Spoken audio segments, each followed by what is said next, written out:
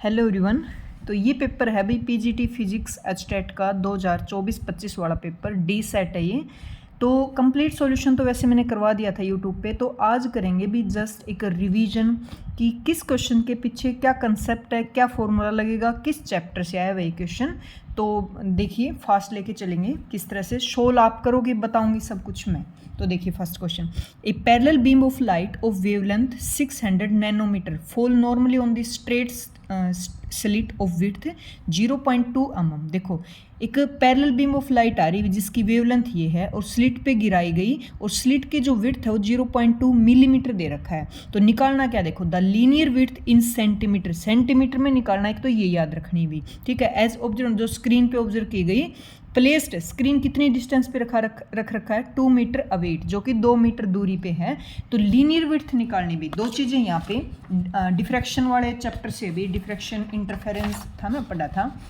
तो एक तो होता है स्लिट विड्थ, सब कुछ दे रखा, जो दे रखा वो नोट कर लेना भाई, ठीक है। तो निकालने के लिए बोल रही हूँ, एक तो नाम होता है भी फ्रिंज विड्थ, जो कि इंटरफेरेंस में आता है फ्रिंज विड्थ, जिसका फॉर्मूला होता है lambda D by D fringe width का। और यहाँ पूछा इसलिए लीनियर विड्थ, लीनियर विड्थ को सेंट्रल मैक्सिमा के नाम से भी जानते हैं, सेंट्रल मैक्सिमा, जो कि डिफ्रैक्शन चैप्टर से भी, डिफ्रैक्शन वाले से सेंट्रल मैक्सिमा होता है दो मिनिमा के बीच का डिस्टेंस, जो कि इसका डबल हो जाता है 2 लैम्डा डी बाई डी। ये वाला फॉर्मूला लगेगा लीनियर विड्थ के लिए, 2 लैम्डा डी बाई डी, जिसको हम सेंट्रल मैक्सिमा या फिर लीनियर विड्थ भी बोलते हैं, जो कि डिफ्रैक्शन चैप्टर, डिफ्रैक्शन जो टॉपिक है ना वहाँ से क्वेश्चन है भाई। तो 2 की जगह 2 रख दोगे, लैम्डा दे रखा है, कैपिटल डी ये वाली डिस्टेंस होती है, स्मॉल डी स्लिट की डिस्टेंस होती है जो कि 0.2। इसमें तुम्हारा काम क्या है, फॉर्मूले में पुट करना है, यूनिट को चेंज करोगे, नैनो 10⁻⁹ होता है, मिली 10⁻³ होता है, ये मीटर में, ये आंसर आएगा मीटर में, फिर उसको कन्वर्ट कर दोगे सेंटीमीटर में। तो करेक्ट आंसर है भाई 1.2, B option is correct answer. Next देखिए, select the incorrect, incorrect choose करना है। नीचे कुछ दिए गए 4 option, statement regarding difference between examination and evaluation, दोनों के बीच में डिफरेंस ढूंढना भी। क्या देखो, एग्जामिनेशन का मतलब होता है जो, जैसे कि एग्जाम होते हैं साल के लास्ट में, जिसके ऊपर बच्चों को प्रमोट किया जाता है, ग्रेड वगैरह मिलती है, इस तरह से। इवेल्युएशन होता है पूरी साल का मूल्यांकन, पूरी साल में हर एक्टिविटी का निरंतर चलता रहता है भी, ठीक है। तो देखिए कैसे, क्या पूछा इसने, परीक्षा और मूल्यांकन में अंतर में गलत बताना, जो गलत है भाई। परीक्षा फर्स्ट है, scope of the examination is narrow than that evaluation, ये नैरो है भाई। इवेल्युएशन, इवेल्युएशन मतलब मूल्यांकन की बजाय नैरो, बिल्कुल नैरो, क्योंकि ये वाइड है, पूरे साल चलता है, फैला हुआ है, ये एक लिमिट सा है भाई, ठीक है, ऐसे मान लो। अगला देखो, इवेल्युएशन है वो कंटिन्यूस प्रोसेस है, बिल्कुल कंटिन्यूस है, विच गोज ऑन कंटिन्यू, पूरी साल चलता रहता है, मतलब ये भी ठीक है, ये भी ठीक है। Examination is only used for classification and promote, promote के लिए यूज किया जाता है, अभी नेक्स्ट क्लास में हो गया बच्चा, क्लासीफाई किया जाता है कहाँ क्या उसका रैंक का है, सब कुछ किसके बेसिस पे, एग्जामिनेशन के बेसिस पे, ये भी सही है। Examination is more reliable and valid than assessment, भी एग्जामिनेशन मोर रिलायबल है, ये गलत है। कौन रिलायबल है, इवेल्युएशन, क्यों, पूरी साल चलता है, हर एक्टिविटी को मेजर किया जाता है, बच्चे की हर एक्टिविटी का निदान किया जाता है, फिर उसका सुधार किया जाता है, पूरे साल मतलब प्रोसेस चलता है, ये तो सिर्फ लास्ट में लेबलिंग के लिए टाइप पे हो गया, मतलब एक, ठीक है। तो ये गलत है इसमें, तो डी ऑप्शन इसका करेक्ट रहेगा। नेक्स्ट देखो, इस सैंपल दे रखा है भी, सिलिकॉन जो कि एक सेमीकंडक्टर होता है, is doped with 10⁻16 phosphorus atom, उसके अंदर डोपिंग की गई। तो होल कोफिशिएंट की, हाल कोफिशिएंट भी बोलते हैं इसको, हाल कोफिशिएंट की वैल्यू निकालनी भी। तो इसके लिए मैंने फॉर्मूला बताया था, डायरेक्ट शॉर्ट वीडियो बनाई थी। RH का फॉर्मूला होता है -1/, माइनस कब यूज़ करते हैं, जब एन टाइप डोपिंग हो। तो फॉस्फोरस किसके लिए, एन टाइप मतलब पेंटावेलेंट डोपिंग होती है, एन टाइप सेमीकंडक्टर बनाएगा, जिसके लिए -1/n यूज करोगे, ठीक है। n की जगह क्या रखोगे, कितने नंबर ऑफ एटम डोप्ड किए गए, ये वाली वैल्यू, और e की वैल्यू होती है 1.6 10⁻⁻19। तो करेक्ट आंसर रहेगा इसका बी, -625, ठीक है। नेक्स्ट देखिए, focal length of a eyepiece is 2.5, देखो फोकल लेंथ, अफो की वैल्यू दे रखी है, टेलीस्कोप, टेलीस्कोप वाले से है, simple microscope, compound microscope, telescope का जो चैप्टर है ना वहाँ से, ठीक है। मैग्निफिकेशन दे रखा है, फोकल लेंथ ऑब्जेक्टिव लेंस की निकालनी, तो सीधा सीधा फॉर्मूला होता है भाई m इज इक्वल टू ऊपर आता है ऑब्जेक्टिव लेंस की, नीचे आती है आई लेंस की। दो चीज़ें दे रखी है, एक पूछे आराम से रख दोगे। फिर useful diameter of objective should be respectively, अब की बात फोकल लेंथ थी, डायमीटर में कन्वर्ट कर दो, ऊपर ऑब्जेक्टिव की नीचे डायमीटर किसका, आई लेंस का, इज इक्वल टू होता है m। तो देखो ये निकालना है, ये वाला ये दे रखा है, मैग्निफिकेशन ये वाली दिख, ठीक है। तो बड़े आसान से फॉर्मूले से दोनों का फॉर्मूला, जब फोकल लेंथ का जिक्र है तो फोकल लेंथ का रेशियो हो जाएगा objective by eye lens, diameter का जिक्र है तो diameter of objective by I, ठीक है। दो दो चीज़ें दे रखी, तीसरी पूछी है, पुट करते ही करेक्ट आंसर ये रहेगा भी इसका। किससे है ये, जो वेव ऑप्टिक्स 12th क्लास में चैप्टर है उससे भी, ठीक है। नेक्स्ट देखो, नेक्स्ट है भाई एन टाइप सेमीकंडक्टर है। देखो मैंने इसके ऊपर भी स्पेशली पढ़ाया था, तब बताया था सेमीकंडक्टर होते हैं जो इंसुलेटर कंडक्ट और अपने कंडक्टर के बीच में जिनकी कंडक्टिविटी रेजिस्टिविटी लाई करती है। तो ये कह रहा है भाई, कई बार आता है क्वेश्चन, बहुत बार रिपीट हो लिया, एन टाइप। बच्चों को देख के लगता है भाई एन टाइप है तो मतलब इसके अंदर इलेक्ट्रॉन्स ज़्यादा होंगे। एन टाइप बना कैसे, पेंटावेलेंट डोपिंग हुई, इलेक्ट्रॉन्स बहुत ज़्यादा हो गए, बट इलेक्ट्रॉन्स वहाँ से निकलते हैं ना, पीछे आयंस छोड़ते हैं, होल छोड़ते हैं, बट टोटल जो चार्ज देखा जाता है नेट चार्ज वो न्यूट्रल होता है भाई, चाहे वो एन टाइप सेमीकंडक्टर हो चाहे पी टाइप सेमीकंडक्टर। तो आंसर रहेगा इलेक्ट्रिकली न्यूट्रल, ठीक है।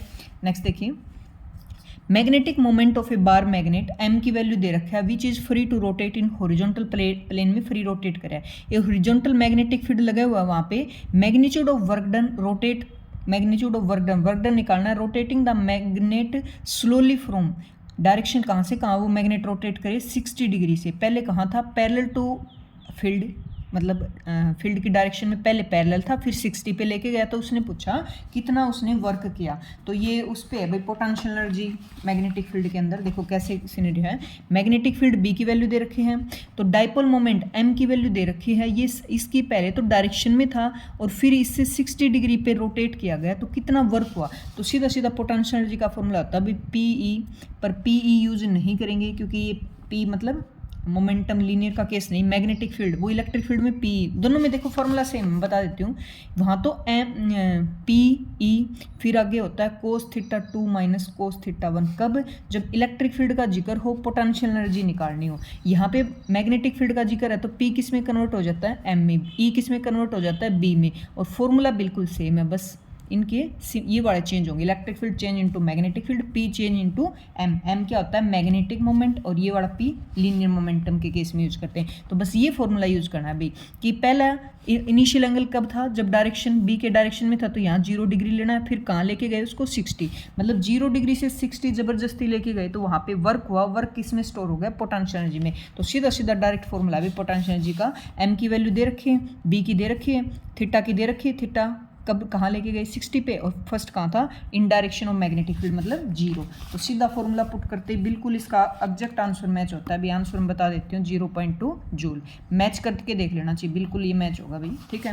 नेक्स्ट देखिए क्वेश्चन अगला, फिर पेडागोजी का भी, ठीक है। निम्नलिखित में से कौन सा विकल्प उस छात्र के बारे में सत्य नहीं है, नहीं वाला पूछ रखा है, जिसने वैज्ञानिक दृष्टिकोण विकसित किया है। अभी ये ढूंढना है कि वैज्ञानिक दृष्टिकोण किस में, वैज्ञानिक दृष्टिकोण क्या होता है, जो अपने बिल्कुल मतलब एक उस पे काम करे, रिजल्ट पे काम करे, फैक्ट पे काम करे, बिल्कुल एक्यूरेसी पे काम करे, बस वो है, वो सही है। और इसने पूछा नहीं वाला, तो देख लेंगे अपनी गतिविधि में स्पष्ट और स्टिक। हाँ, वैज्ञानिक दृष्टिकोण में तो स्पष्टता होती है, बिल्कुल स्टिक चीज़ होती है। अपने दृष्टिकोण है व्यवहार में व्यक्तिपरक, व्यक्तिपरक होता है भाई खुद का मतलब निर्णय मारना, खुद का फैसला। तो वैज्ञानिक दृष्टिकोण में खुद का नहीं होता, मतलब प्रूफ करके चीज़ों को देखता है, ये नहीं कि मैंने बोल दिया बस वैसा ही, तो ये गलत है।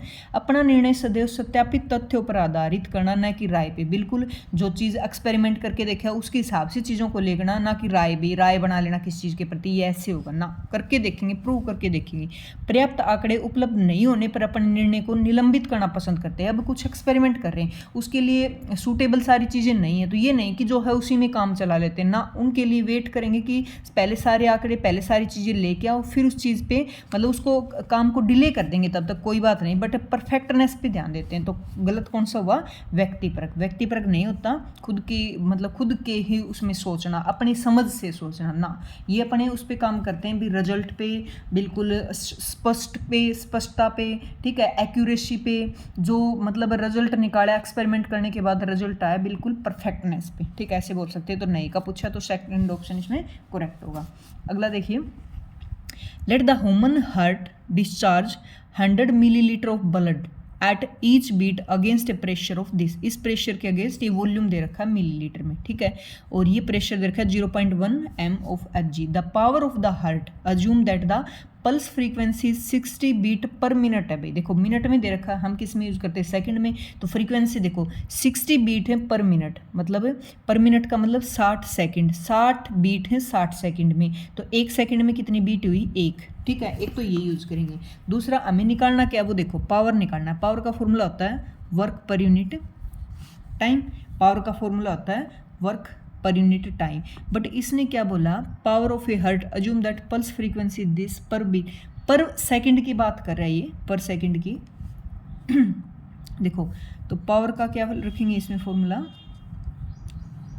वर्क पर यूनिट टाइम, हाँ, तो वर्क निकाल लो भाई, वर्क निकाल लो, पावर निकालनी तो वर्क निकालना पड़ेगा, ठीक है, टाइम तो हम निकाल लेंगे क्योंकि फ्रीक्वेंसी दे रखा, फ्रीक्वेंसी और रेसिप्रोकल होता है टाइम पीरियड, तो टाइम तो निकल गया, वर्क निकालो। वर्क का क्या फॉर्मूला होता है, वर्क का फॉर्मूला होता है फोर्स इनटू डिस्प्लेसमेंट। अब फोर्स वगैरह का कोई जिक्र नहीं यहाँ पे, इसमें जिक्र है प्रेशर का, तो इसको कन्वर्ट करो प्रेशर से, एरिया से मल्टीप्लाई कर दो, एरिया से डिवाइड कर दो, तो ये बन गया प्रेशर, और एरिया इंटू डिस्टेंस होता है वॉल्यूम, बस ये बन गया भाई। अब बिल्कुल आसानी से काम हो गया।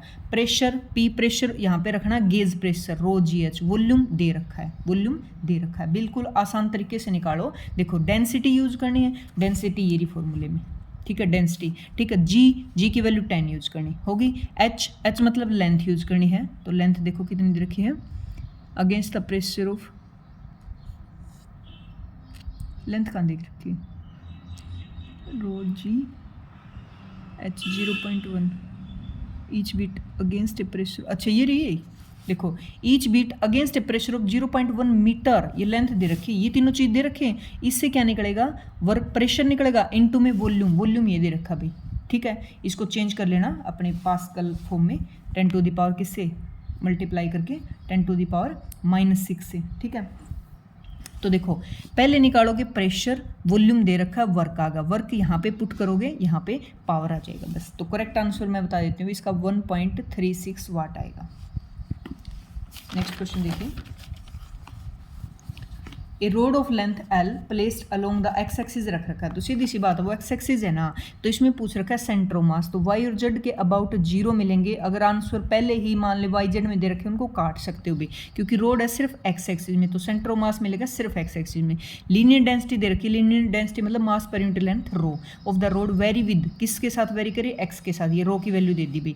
The coordinate of the centre of mass of this road in term, centre of मास का जनरल फॉर्मूला लगा दो बस, centre of mass in x direction क्या होता है अभी, समेशन ऑफ ऊपर MI/XI divided by summation of M, नीचे टोटल मास और नीचे MI/XI, मास तो दे नहीं रखा, तो डेंसिटी दे रखी, लीनियर डेंसिटी का फॉर्मूला क्या होता है, मास पर यूनिट लेंथ, तो मास का हो जाएगा डेंसिटी इनटू में लेंथ, ये वाला मास यहाँ रखो, नीचे तो सिर्फ मास वाला ये रख के इसका इंटीग्रेशन कर दो 0 to L, और ऊपर मास की जगह तो ये वाला लैम्डा इंटू एल रख दो, इंटू में एक्स रख दो, दोनों का मिल के ये एक्स और इनके साथ मिल के एक्स, फिर टोटल इंटीग्रेशन होता है भाई। यहाँ ऐसे नहीं रख सकते, मेरी बात समझो, कंसेप्ट क्या कहता है, यहाँ तो समेशन एम निकालोगे ना, तो डेंसिटी इंटू लेंथ सीधा इंटीग्रेशन कर दो, कंप्लीट आ जाएगा, वो पुट कर देना, और ऊपर ये वाला पहले ऐसे मत करना भी, इंटीग्रेशन करके तुम एम की वैल्यू रख रहे हो फिर एक्स की रख रहे हो ना, पहले यहाँ पे देखो डेंसिटी की रखो जो गिवन है इन फॉर्म ऑफ एक्स, ठीक है, फिर रखो इधर पे लेंथ और इधर फिर dx के विद रिस्पेक्ट इंटीग्रेशन करोगे, कंबाइन ऊपर करना भाई मिल के साथ, ठीक है, तो दोनों की वैल्यू आएंगी और फिर पुट करोगे तो कट के ये आंसर आएगा भी, ए ऑप्शन करेक्ट है। सीधा फॉर्मूला बेस सेंटर ऑफ मास वाले जो यूनिट है उसमें से moment of inertia centre of mass 5th unit है 11th क्लास की, पुराने वर्जन के हिसाब से वहाँ से क्वेश्चन ले रखा है भी, ठीक है। In the Bohr model of hydrogen atom, ये 2-3 बार रिपीट हो लिया भाई, ठीक है। इलेक्ट्रॉन सर्कुलेट कर रहा है एक न्यूक्लियस ऐसे सर्कल में जिसका रेडियस दे रखा, फ्रीक्वेंसी दे रखा, मैग्नीट्यूड निकालना है सेंटर के magnetic field at the centre of the orbit, ऐसे यहाँ पे बी की वैल्यू निकालनी है। तो बी का फॉर्मूला होता है सीधा सीधा new not I by 2r। आई का कोई जिक्र नहीं है, बट आई क्या होता है, चार्ज पर यूनिट टाइम, और time is reciprocal of frequency. तो बी का फॉर्मूला बन गया भाई न्यू नॉट, और ये वाली यहाँ पुट कर दो क्यू न्यू बाई 2r। बस न्यू नॉट की वैल्यू कांस्टेंट होती है 4 pi into 10 to the power -7, charge 1.6 10 to the power -19, frequency दे रखी है फ्रीक्वेंसी, ठीक है, 2r दे रखा है अंगस्टन में, तो 10 टू द पावर -10 से इसको पहले यूनिट को चेंज कर लोगे, सीधा फॉर्मूला पुट करोगे तो इसका करेक्ट आंसर आएगा। पाई को काटना मत, देखो आंसर दे रखा पाई में 3.2 पाई, ये वाला यूनिट इसका, ठीक है, बी ऑप्शन करेक्ट है। ये जो मैग्नेटिक फील्ड है जिसके अबाउट सर्कल के अबाउट निकालते हैं हम सेंटर पे, एक लाइन के अबाउट निकालते हैं रोड, इन्फिनिटी रोड के अबाउट, इस तरह वो वाला है मैग्नेटिक फील्ड से, ठीक है। नेक्स्ट देखिए, electrostatic force of repulsion between two positively charge, F की वैल्यू दे रखी, सीधी सी बात है, डिस्टेंस दे रखी दोनों चार्ज के बीच में, नंबर ऑफ इलेक्ट्रॉन निकालने, सीधे कूलाम लॉ पे क्वेश्चन पूछ दिया, बस थोड़ा सा घुमा दिया। क्या कूलाम लॉ, क्या, F is equal to Q1 Q2 by 4 pi epsilon naught r square. तो देखो इसमें ये दे रखा है, ये कांस्टेंट होता है, ये दे रखा है, इससे क्या निकलेगा, दोनों इक्वल चार्ज है तो चार्ज की वैल्यू निकल जाएगी। अगले ने चार्ज की नहीं पूछी, यहाँ पे नंबर ऑफ इलेक्ट्रॉन पूछ लिए, तो quantization, according to quantization of charge क्या होता है, Q is equal to n, तो अन का फॉर्मूला हो जाएगा Q बाई ई। तो Q तो यहाँ से निकले है, और E क्या होता है 1.6 10 टू द पावर -19, तो n की वैल्यू आ जाएगी इस तरह से, ठीक है। तो कूलाम लॉ के ऊपर है डायरेक्ट, थोड़ा सा एक क्वांटाइजेशन ऑफ चार्ज वाला लगाना लास्ट में, क्योंकि यहाँ से चार्ज आएगा, चार्ज की वैल्यू आएगी, तो Q इज इक्वल टू अन, से n की वैल्यू निकालनी है, में 2 आंसर करेक्ट रहेगा भी इसका, ठीक है। अगला देखो, हाँ ये वर्क वाले चैप्टर से 11th क्लास के, देखो करेक्ट कौन सा ही पूछा है, total energy of the system is always conserve, ये कह रहा है भी टोटल एनर्जी हमेशा कंजर्व रहती है, नो मैटर, कोई मैटर नहीं करता, what internal and external force act on A system. तो बिल्कुल गलत है भाई, टोटल एनर्जी कब कंजर्व रहती है, जब पूरे सिस्टम के अंदर टोटल फोर्स वहाँ पे एक्ट करते हो। ये कह रहा है भाई मैटर नहीं करता, चाहे वहाँ इंटरनल लगता हो चाहे एक्सटर्नल लगता हो या दोनों लगते हो, तो ये गलत है। ये वाली स्पेशल मैंने बोर्ड पे बना के वीडियो समझाई थी भी स्पेशल, कि तीनों वो होते ना, वर्क इज इक्वल टू कब चेंज इन काइनेटिक एनर्जी होता है, वर्क कब चेंज इन टोटल एनर्जी होता है, कब पोटेंशियल, वहाँ से ये कह रहा है मैटर ही नहीं करता भी इंटरनल। तो टोटल एनर्जी के लिए मैंने क्या बताया था, टोटल फोर्स होना चाहिए उसके इक्वल, टोटल एनर्जी के लिए भी no matter is internal and external force are active, तो ये गलत हो गया भी, ऑप्शन रॉन्ग है ये, ठीक है।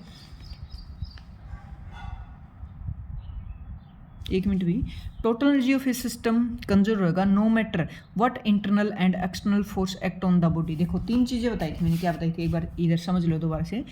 तो वर्क डन था ना, वर्क डन था, चेंज इन काइनेटिक एनर्जी कब होता है, जहाँ पे नेट वर्क डन हो, मतलब ऑल फोर्सेस की वजह से, ये बताया था। वर्क डन है, चेंज इन टोटल एनर्जी कब होता है, यहाँ पे सिर्फ एक्सटर्नल फोर्स हो। तो ये देखो टोटल जो है वर्क डन है उसमें सिर्फ एक्सटर्नल फोर्स हो तो टोटल एनर्जी के इक्वल होता है। इसके साथ रिलेट करो भैया, टोटल एनर्जी मतलब एक्सटर्नल वर्क आना चाहिए, सिर्फ टोटल एनर्जी कंजर्व होगी no matter what internal and external force on the system. ये गलत दे दिया भाई, क्योंकि टोटल एनर्जी का रिलेशन सीधा सीधा किससे है, सिर्फ एक्सटर्नल फोर्स से भी, ठीक है। The work done in the motion of a body over A close loop is zero for every force in nature. देखो वर्क डन निकालते हैं क्लोज लूप के अबाउट, वो जीरो आता है, कब आता है, पर कंजर्वेटिव फोर्स के अबाउट आता है भी, ये भी मैंने बताया था। ओनली कंजर्वेटिव फोर्स के अबाउट एक सर्कल पे क्लोज लूप पे वर्क डन जीरो होता है। ये नहीं कि हर किसी के लिए जीरो, नॉन कंजर्वेटिव के लिए जीरो नहीं होता। तो ये भी इसने गलत दिया, मतलब दोनों बात गलत है अभी, ठीक है। इसका ये ऑप्शन रहेगा D. Fundamental frequency of close organ pipe is equal to दे रखी है frequency of first overtone open pipe की, और लेंथ दे रखी है इस वाले की 60। तो लेंथ बतानी भी क्लोज ऑर्गन की, तो फॉर्मूले हैं इसके ऊपर। देखो पहले बात करें हम क्लोज पाइप की, तो उसके लिए जो फंडामेंटल फ्रीक्वेंसी का फॉर्मूला होता है ना, फंडामेंटल फ्रीक्वेंसी का वो होता है V/4L, L किसकी, क्लोज के लिए। फिर सेकंड की बात होती है, मान लो ये फंडामेंटल 1 है, 2 की बात होगी तो इसका 3 टाइम होता है। फिर बात करें अगली की तो इसका 5 टाइम होगा फर्स्ट वाले का। ये चलती ऐसे किसके केस में, क्लोज के लूप केस में, क्लोज पाइप के केस में, ठीक है ऑर्गन। अब बात करें ओपन की, तो ओपन में जो फंडामेंटल होती है ना वो होती है भी कितनी होती है, V/L0। अगली होगी ना वो इसका 2 गुना होगी भी, 2 गुना ऑफ V0। फिर अगली होगी 2 यूनिट होती है, 3 गुना हो जाएगी फंडामेंटल। ये फंडामेंटल फ्रीक्वेंसी के साथ तो रिलेशन है, क्लोज में फर्स्ट है, अगली आएगी तो 3 आएगा फैक्टर, 5 आएगा, ये कंटिन्यूस चलते हैं। इसने क्या बताया, अब अपने क्वेश्चन पे आओ, किसने बताया क्लोज ऑर्गन पाइप की फंडामेंटल कौन सी, ये वाली रख दो, V/4L close is equal to किसके, fundamental frequency first overtone open की है फंडामेंटल, तो ये फर्स्ट ओवरटोन है, किसका है, 2 गुना है इसका V/2L ओपन का, ठीक है, ओपन का। बस ये कंडीशन दे रखी हुई, ये इससे कट जाएगी, ये इससे कट जाएगी, तो यहाँ से रिलेशन आ गया। क्या अपने को निकालना, क्या उसी का निकाल लो, क्लोज ऑर्गन पाइप की लेंथ ये वाली निकालनी, तो LC इधर ले जाओ और ये इधर चले जाएगी, L0/4। L0 की वैल्यू दे रखी 60/4 करोगे तो इससे काटोगे तो 15 आंसर आ जाएगा, ठीक है। ये डायरेक्ट फॉर्मूला बेस्ड क्वेश्चन था, जो वो चैप्टर है ना ऑसिलेशन वेव वाले से है, 11th क्लास का लास्ट चैप्टर, उसमें से क्वेश्चन है, ठीक है। नेक्स्ट देखो, a long cylinder has a charge density which is proportional to this, देखो चार्ज डेंसिटी दे रखी आर की फॉर्म में। The expression of electric field inside the cylinder, electric field निकालना, देखो electric field for a point charge अपन formula पता अपने को, डाइपोल के अगेंस्ट पता है, पर सिलेंडर का इनका नहीं पता ना। एक थ्योरम पढ़ी थी, गोस थ्योरम बोलते हैं, E.ds किसके इक्वल होता है, Q/ε0। अब चार्ज कैसे निकालें, डेंसिटी का फॉर्मूला होता है चार्ज पर इंटू वॉल्यूम, तो चार्ज हो जाएगा डेंसिटी इंटू में वॉल्यूम, बस ई की जगह ई तो हमें निकालना, ds एरिया कितना होता है सिलेंडर का, 2πRh रख दो यहाँ। चार्ज यहाँ से निकालोगे, Q = डेंसिटी की क्या दे रखी है, α/r इंटू में वॉल्यूम क्या होता है इसका, πr²h क्या, तो यहाँ लिखोगे 2πRh इंटू में dr, इंटीग्रेशन कर दो, यहाँ पुट कर दो, ये कांस्टेंट है, बड़ी आसानी से इसका आंसर निकाल दो कि आंसर बिल्कुल एग्जैक्ट मैच होगा, बस गोस थ्योरम लगानी है, तो इसका आंसर होगा फर्स्ट 1/3 ε0 α/r², किस फॉर्म में, रेडियल फॉर्म में, डायरेक्शन में होगा, ठीक है। The distance covered by a body before coming to rest, बाद में रेस्ट आ रही है, मतलब फाइनल वेलोसिटी 0 है। If it is moving with A velocity of, इस वेलोसिटी से मूव करी, इनिशियल वेलोसिटी दे रखी है, फाइनल 0 है। Coefficient of friction between surface and the body is this, new की वैल्यू दे रखी है, देखो कैसे करोगे, v की वैल्यू दे रखी है 0, लास्ट में रुक रहा है, इनिशियल वेलोसिटी दे रखी है ये वाली, तो फॉर्मूला लगा दो v² - u² = 2as। अब ये फंडा, बस ये वैल्यू ये तो निकालनी है, ये दोनों दे रखी है, a क्या रखें, तो g की वैल्यू 10 लेनी है, तो a की वैल्यू होती भी न्यू g, सीधा फॉर्मूला, बट अपोजिट डायरेक्शन में, क्योंकि कोफिशिएंट ऑफ फ्रिक्शन क्या करता है, मोशन का अपोज करता है, विरोध करता है, तो v की वैल्यू यहाँ 0 का स्क्वायर, माइनस में ये रखोगे 15 का स्क्वायर = 2, यहाँ पे रखोगे माइनस साइन आ जाएगा, न्यू की वैल्यू कितनी दे रखी, 0.45 है, जी की रखोगे 10 और ऐसा में निकालना, बस ये इधर ले आना और आंसर मैच हो जाएगा बड़ी आसानी से, बिल्कुल मैच होगा, ये 25 मीटर आ जाएगा, ठीक है। A source of light 6 cm high of located 60 cm from the concave mirror, concave mirror की बात करें जिसकी फोकल लेंथ दे रखी है ये वाली, नेचर बड़ा आसान है भाई, देखो source of light 6 centimetre high का मतलब दे रखा, हाइट दे रखी है, h की वैल्यू कहाँ रख रखा है, 60 सेंटीमीटर, मतलब u की वैल्यू दे रखी है, समझो चीज़ों को, h भी दे दिया, u भी दे दिया, फोकल लेंथ भी दे दी। अब जो इमेज बनेगी उसका साइज पूछा है, मतलब h' पूछा है, ठीक है। इमेज कितनी दूर बनेगी, तो सीधी बात है, मिरर की बात हो रही, तो क्या लगाओगे, मिरर फॉर्मूला क्या होता है, 1/u + में 1/v, ये चीज़ दे रखी, ये निकाल लोगे, v की वैल्यू निकाल लोगे, और फिर फॉर्मूला क्या होता है मैग्नीफिकेशन का, h'/h = -v/u, तो ये चीज़ दे रखी, ये निकाल ली, एक दे रखी, ये निकाल लोगे बड़े आसानी से। तो देखो, और वैसे भी पता होगा कनकेव मिरर के अंदर रियल इमेज होती है, और रियल इमेज हमेशा इन्वर्टेड होती है भी, तो रियल इन्वर्टेड, और ये बड़ी वैल्यू आएंगी, ये हाइट है, ये v की वैल्यू है, सीधा फॉर्मूला है जो मिरर फॉर्मूला है उसके ऊपर डायरेक्ट फॉर्मूला बेस्ड बड़ा आसान सा क्वेश्चन दे रखा है ये वाला, ठीक है। नेक्स्ट देखो, विच of the following pair has the same isospin and strangeness, इसकी मैंने शॉर्ट वीडियो बना रखी है भी एलिमेंट्री पार्टिकल के ऊपर, जिसने भी सुनी होगी। देखो स्ट्रेंजनेस क्या होती थी, मैंने सबसे नीचे वाली लाइन बताई थी, बैरियर नंबर वाली, वो स्ट्रेंज पार्टिकल होते हैं और एक के वाले होते हैं, तो इनके अंदर ना तो कोई भी के मैसोन है, और ना ही नीचे वाली रो थी जिसमें लैम्डा और कसी और ओमेगा वो भी, तो सबकी स्ट्रेंजनेस 0, तो सीधी सी बात है स्ट्रेंजनेस सबकी मैच हो रही। इसने क्या पूछा, which of the following pair has same strangeness, strangeness तो सबकी सेम है। अब बात रहेगी आइसोस्पिन की, तो उस वीडियो में मैंने आइसोस्पिन भी आई फैक्टर निकाला था और आई जेड कंपोनेंट निकाला था, ठीक है। तो पी के लिए प्रोटॉन और न्यूट्रॉन के लिए आई कंपोनेंट 1/2 बताया था और 1/2 बताया था न्यूट्रॉन के लिए, ठीक है। ये क्या होते हैं फोटोन, इनका आई कंपोनेंट होता ही नहीं, देखो इसका 1/2 इसका होता नहीं, मैच नहीं हुए, इसका 1/2 होता नहीं, मैच नहीं हुए, इसका 1/2 मैच हो गई। इसने सेम का पूछा, किसका सेम है, दोनों का सेम है, इसका नहीं होता। और इलेक्ट्रॉन का आई कंपोनेंट नहीं होता क्योंकि खुद एलिमेंट्री पार्टिकल है, सिर्फ एक ऑप्शन सीधा सीधा धरा पड़ा था भाई, तो ठीक है।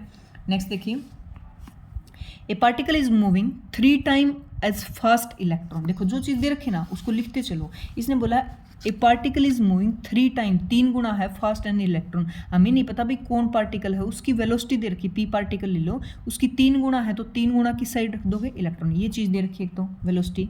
The ratio of de Broglie wavelength of the particle to electron. अब de Broglie wavelength particle to de Broglie wavelength of electron, ये कितनी दे रखी है, 1.8 जो भी दे रखी है। तो वो पार्टिकल क्या होगा, तो दोनों के बीच में रिलेशन देखो क्या होता है, रिलेशन देखो, ये चीज़ दे रखी है, ये दे रखी है। तो डी ब्रोगली वेवलेंथ का फॉर्मूला होता है h/p या h/mv। तो h कांस्टेंट है, हटा दो, वेलोसिटी का रिलेशन दे रखा है और मास का, ये दोनों रखने पड़ेंगे, ठीक है। तो इसका ये वाला रेशियो लो, λp/λe लोगे तो रेसिप्रोकल है, तो λp/λe किसके इक्वल हो जाएगा, m। देखो रेसिप्रोकल है तो e वाले ऊपर चल जाएंगे, v और e डिवाइडेड बाई ये नीचे आएंगे mp/vp। तो ये चीज़ रेशियो दे रखी है, पुट कर दो, ये चीज़ दे रखी है, इससे निकाल लो मास ऑफ इलेक्ट्रॉन, सबको पता है कांस्टेंट होता है, कितनी वैल्यू होती है, पुट कर देना, इसका मास निकाल लो। और इसका जो मास आएगा ना वो आएगा 10⁻⁻27 के करीब। और ये पता है किसका मास होता है, इलेक्ट्रॉन का मास तो रेंज करता है -31 की रेंज में, और 27 प्रोटॉन और न्यूट्रॉन का। तो ये प्रोटॉन तो इसमें है नहीं, फोटोन है, ये प्रोटॉन मत सोच लेना। तो न्यूट्रॉन के मास के साथ इसका मास मैच हो जाएगा, तो हमें पता लग जाएगा वो पार्टिकल वो क्या है, न्यूट्रॉन है भाई, ठीक है। नेक्स्ट देखो, अनपोलराइज लाइट है, ये बड़े अच्छे से मैंने करवाया था भाई, इसका वीडियो पक्का सुन लेना क्योंकि इसके ऊपर क्वेश्चन बनता ही बनता है। अनपोलराइज लाइट है जिसकी इंटेंसिटी थी, पहले अनपोलराइज लाइट है 32 इंटेंसिटी थी, ठीक है। पास थ्रू ए 3 पोलराइज, 3 से पास करवाना हमें, ठीक है। और लास्ट है वो परपेंडिकुलर, लास्ट ये है और लास्ट ये परपेंडिकुलर भाई, एक ऐसे है ना तो इसके परपेंडिकुलर है, ठीक है। If the intensity of the emergent light, यहाँ से निकलेगी वो 3 की इंटेंसिटी की निकलेगी। The angle between the transmission first 2 पोलराइजरीज, तो फर्स्ट 2 इनके बीच में कितना एंगल होगा, देखो हमें नहीं पता इनके बीच में कितना एंगल है, निकालना इस वाला। तो देखो मैंने क्या बताया था कंसेप्ट, कोई भी अनपोलराइज लाइट किसी फर्स्ट पोलराइज से पास करती है तो हमेशा इंटेंसिटी हाफ हो जाती है, होगी हाफ है। उससे आगे अब यहाँ 60 इसके ऊपर पड़ेगी, यहाँ कितनी निकलती है, लो बताया था मैंने, I0 cos स्क्वायर थीटा। तो I0 की वैल्यू कितनी गिरी इस पर, 16 थीटा में पता नहीं कोस थीटा, भी दोनों के बीच में कोई थीटा एंगल है, ठीक है। अब ये वाली इंटेंसिटी ना, ये वाले I1 वो यहाँ पास होगी, अब यहाँ से निकलेगी तो इसके लिए फिर से लो लगा दो, क्या I = I2 लगाओ, I1 इसके ऊपर I1 गिरी ना, कोस स्क्वायर थीटा, थीटा हमें नहीं पता। अच्छा एक बात रखो, थीटा नहीं रखना, इन दोनों के बीच में थीटा एंगल है और ये दोनों परपेंडिकुलर, तो इन दोनों के बीच में कितना बचा एंगल, 90 माइनस थीटा, ठीक है। तो ये बच गया भाई I1 sine square cos square 90 पे चेंज हो जाता है साइन स्क्वायर थीटा में, और I1 की वैल्यू ये वाली रही। तो I = क्या हो गया, पुट करो 16 cos square theta sine square theta. और ये कौन सी इंटेंसिटी जो यहाँ से निकलेगी, यहाँ वाली इसने 3 दे रखी है तो इसकी जगह 3 पुट कर दो। तो ये देखो अब फॉर्मूला लगा दो, 2 से 2 इसको तोड़ लो, ऐसे तोड़ लो, 2 साइन थीटा कोस थीटा का स्क्वायर में तोड़ो, फिर वो बनेगा साइन 2 थीटा, बचे हुए को कांस्टेंट को उधर ले जाओ, तो साइन 2 थीटा कुछ आएगी वैल्यू, तो साइन की फॉर्म में आएगी, तो 2 थीटा की वैल्यू कुछ आएगी, तो यहाँ से थीटा की निकाल लेना ऐसे, ठीक है। काट के करोगे ना तो इसका बिल्कुल मैच होगा भाई, आंसर 30 आंसर आएगा इसका, ठीक है। नेक्स्ट देखिए, इंडक्टर L और रेजिस्टेंस R सीरीज में कनेक्ट कर रखे विद किसके साथ, एक बैटरी है इलेक्ट्रोमोटिव फोर्स E वाली उसके साथ, ठीक है। Maximum rate at which the energy B store in the magnetic field, maximum rate मतलब पावर की बात कर रहे हैं, ठीक है। पावर की बात करें with respect to I0, maximum rate क्या होता है, डिफरेंशिएशन 0 हो जाए, मतलब उसके अंदर कोई चेंज ना हो, मैक्सिमम रेट पे पहुंच जाए उसके अंदर कोई चेंज, ये कंडीशन हमें रखनी है। निकालनी क्या है, एनर्जी कितनी हो, इस रेट पे एनर्जी कितनी हो।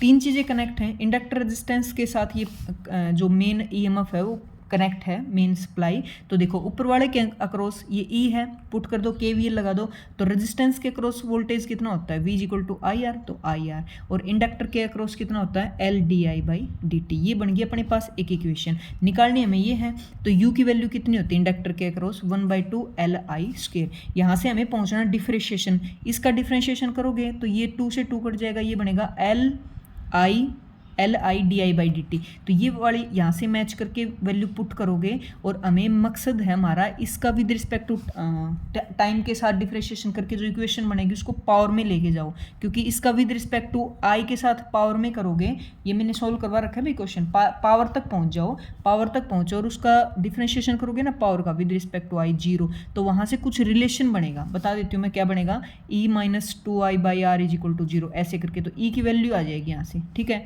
या फिर हमें ई की मत निकालो, आई की निकालो, आई की वहाँ के जो रिलेशन बनेगा ना DI/dt वाला, देखो सोल्व करवा दो क्या है, फिर ये थोड़ा सा तुम्हें लग रहा है तो कंफ्यूजिंग। देखो ऊपर वाली मैंने बता दी ये बार सप्लाई है, तो रेजिस्टेंस के अक्रॉस V की वैल्यू ये होती है, प्लस में इंडक्टर के अक्रॉस कितनी होती है, LdI/dt। एक नंबर इक्वेशन। हमें एनर्जी की बात हो रही है, एनर्जी कितनी स्टोर होती है इंडक्टर के अक्रॉस, 1/2 LI²। इसका डिफ्रेंशिएशन कर दो विद रिस्पेक्ट टू t, तो कितना आएगा, 1/2 कॉन्स्टेंट है, L ये बनेगा 2I/dI/dt, 2 से 2 कट गया तो ये बन गया LdI/dt, ठीक है।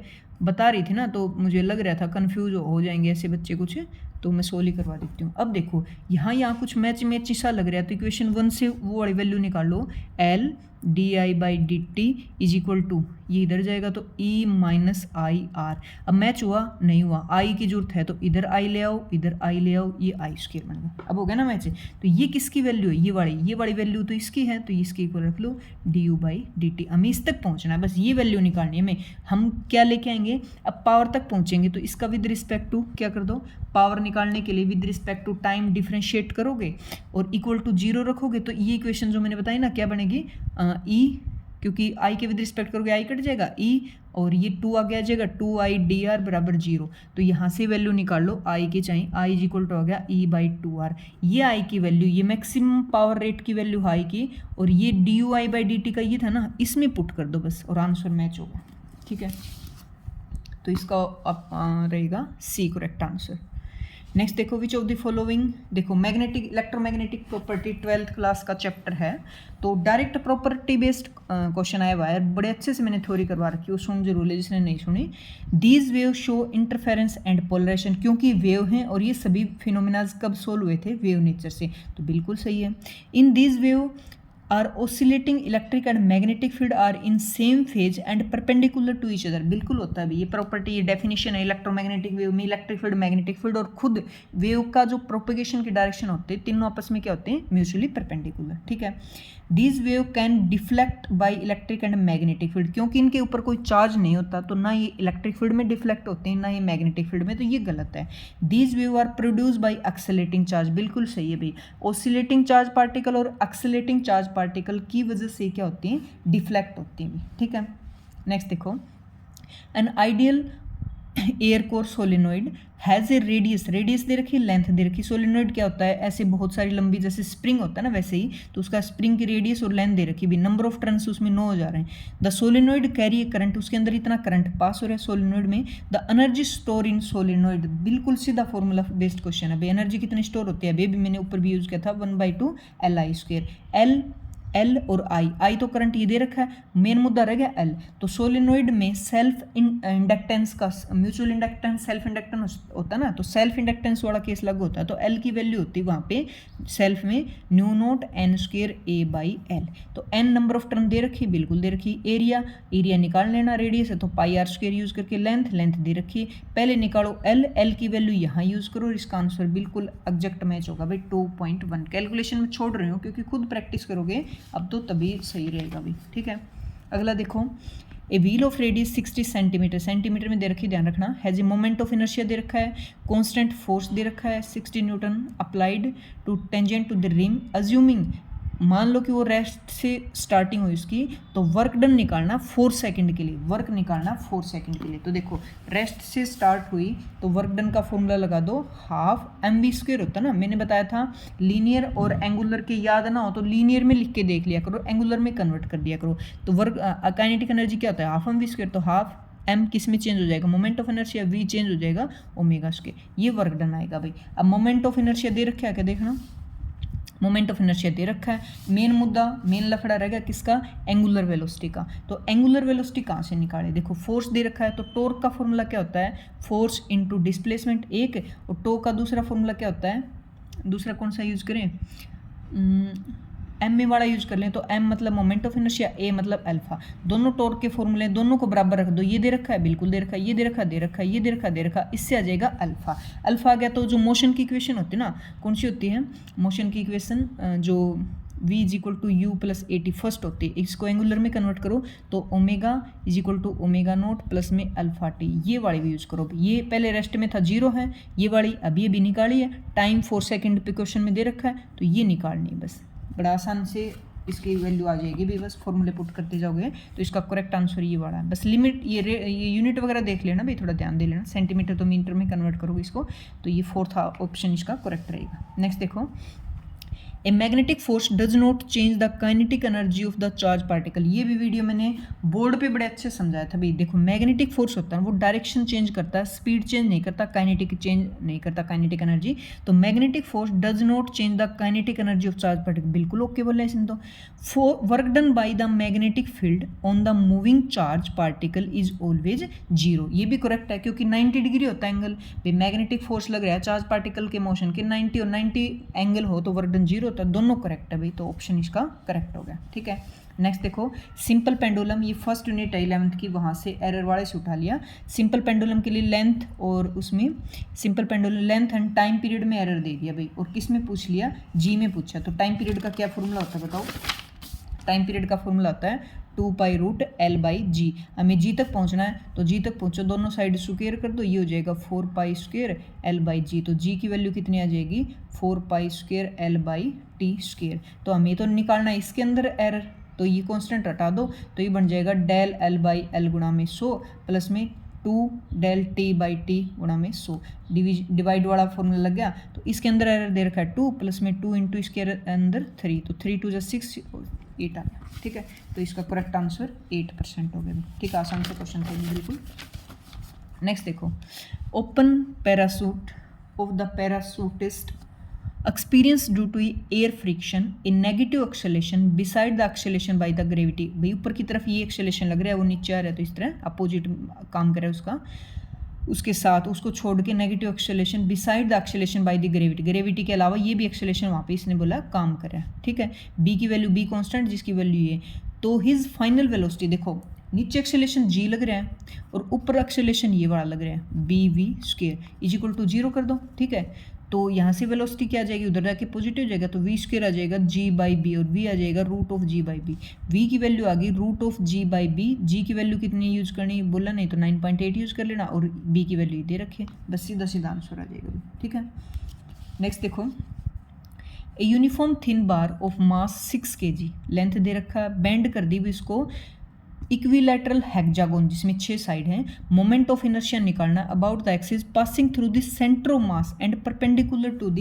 Plane of hexagon. देखो कैसे निकालना है, उसको मोड़ के हेक्सागोन बना लिया, ऐसे 6 हैं, यहाँ पे निकालना जो ऐसे परपेंडिकुलर हो, मतलब ऐसे हो। ठीक है, ऐसे निकालना है। तो क्या होता है, ये क्या है, ये है एक रोड, तो पूरी लेंथ दे रखी उसकी, तो 6 में डिवाइड कर लेना, ये निकाल लेना लेंथ। ठीक है, मास सभी का 6 है तो इसके अबाउट आ जाएगा 1 kg। 2 नंबर बात। तीसरी बात देखो, एक रोड है उसके सेंटर पे मोमेंट ऑफ इनर्शिया का मैंने सीधा सीधा फॉर्मूला बता रखा है 1/2 ml², तो इसके अबाउट हो जाएगा 1/2 ml², बट हमें तो यहाँ पहुँचना है, तो देखो इसके अबाउट 1/2 ml² और ये इसके ऐसे पैरेलल में है, तो क्या लगाओगे पैरेलल थ्योरम। पैरेलल थ्योरम क्या होता है, तो नेट जो अपना मोमेंट ऑफ इनर्शिया आएगा इसके अबाउट तो 1/2 ml² प्लस में पैरेलल थ्योरम में क्या होता है ml², मतलब ये वाली डिस्टेंस, तो मास तो हमें पता है, ये l निकाल दो बस ऐसे करके।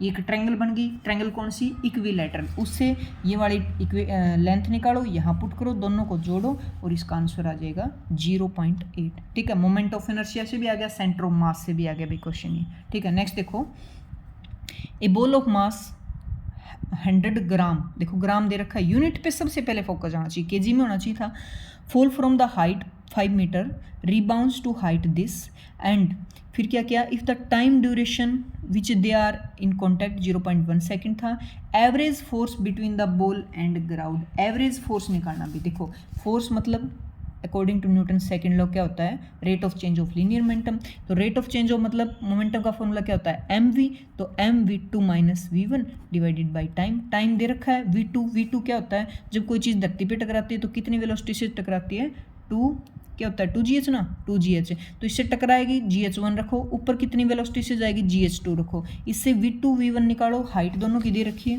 देखो ये 5 मीटर लोगे, एक बार ये लोगे, तो v1 v2 आ जाएगा, ये वाले यहाँ पुट करोगे, टाइम दे रखा है, इससे आ जाएगा बस फोर्स। ठीक है, बिल्कुल आसान सा क्वेश्चन रहेगा भाई ये भी।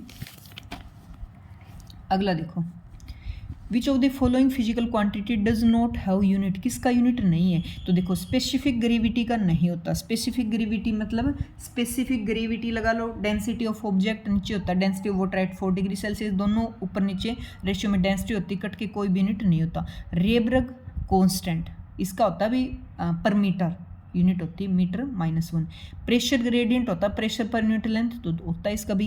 एवोगाड्रो नंबर का पर मोल होता है, तीनों की यूनिट होती है, इसकी नहीं होती। ठीक है, ratio of isothermal elasticity of gas to adiabatic elasticity, देखो आइसोथर्मल के केस में गामा का रोल नहीं होता, एडियाबेटिक में गामा का रोल हो जाता है, तो इसका नीचे आइसोथर्मल ऊपर आएगा, नीचे एडियाबेटिक आएगा, तो 1/गामा इसका आंसर आएगा भाई। ठीक है, आइसोथर्मल इलास्टिसिटी पी होती है आइसोथर्मल के केस में, और एडियाबेटिक के केस में पी गामा होती है, पी से पी कट जाएगा, 1/गामा आ जाएगा।